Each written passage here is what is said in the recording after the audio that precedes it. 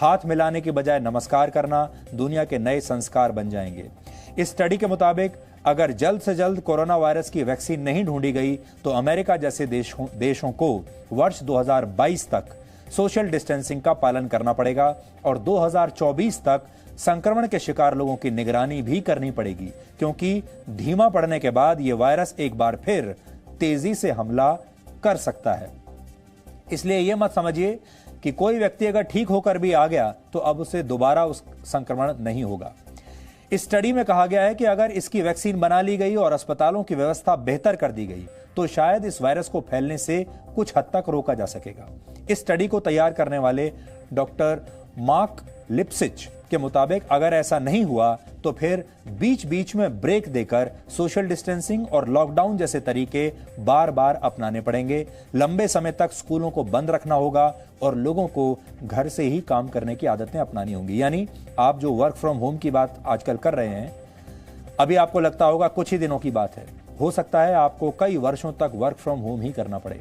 हो सकता है वर्षों तक स्कूल भी ऐसे ही बंद रहें और जो बच्चे आजकल डिस्टेंट लर्निंग के जरिए घर बैठे जो क्लासेस, डिजिटल क्लासेस के जरिए पढ़ाई कर रहे हैं, शायद यही नॉर्मल बन जाए, नया नॉर्मल जिसे आप कहेंगे।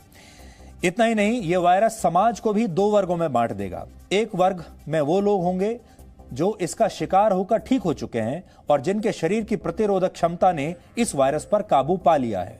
दूसरे वो लोग होंगे जिन पर अभी संक्रमित होने का खतरा बना हुआ है और जिनकी इम्यूनिटी कमजोर है।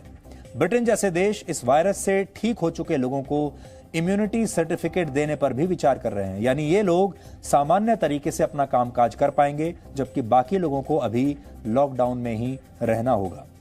इसके अलावा हो सकता है कि हाथ मिलाने की परंपरा हमेशा के लिए अब समाप्त हो जाए।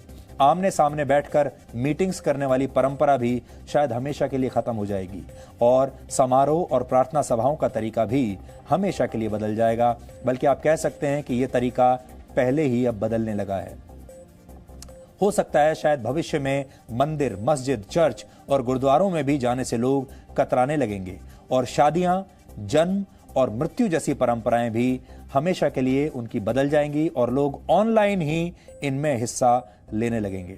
दुबई में तो ऑलरेडी सरकार ने ये रूल, एक कानून बना दिया है कि अब वहां पर ऑनलाइन शादियां हो सकती हैं। हो सकता है बाकी और देशों में भी धीरे धीरे ऑनलाइन शादियां होने लगेंगी। और जन्म और मृत्यु को लेकर सबसे ज्यादा हमारे देश में जो परंपराएं हैं वो या तो जन्म को लेकर होती हैं या मृत्यु को लेकर या विवाह को लेकर, लेकिन ये तीनों ही अब हो सकता है सब कुछ ऑनलाइन होने लगेगा। किसी की मृत्यु पर भी आप शायद वहां जाकर शोक ना मना पाएं और ये होना शुरू हो गया है।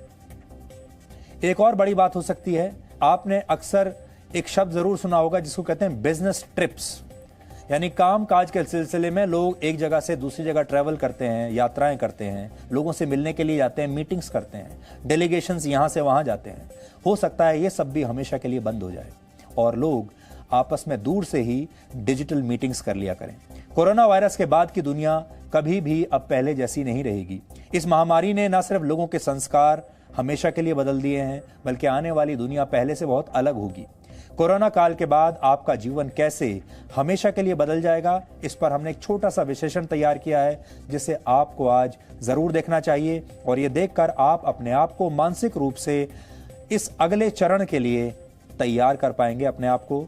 और आपके लिए अच्छा ये होगा जितनी जल्दी आप अपने सोचने समझने के तरीके में बदलाव लाएंगे, अपने जीवन में बदलाव लाएंगे, उतना ही कम परेशानी आपको आगे भविष्य में देखने को मिलेगी।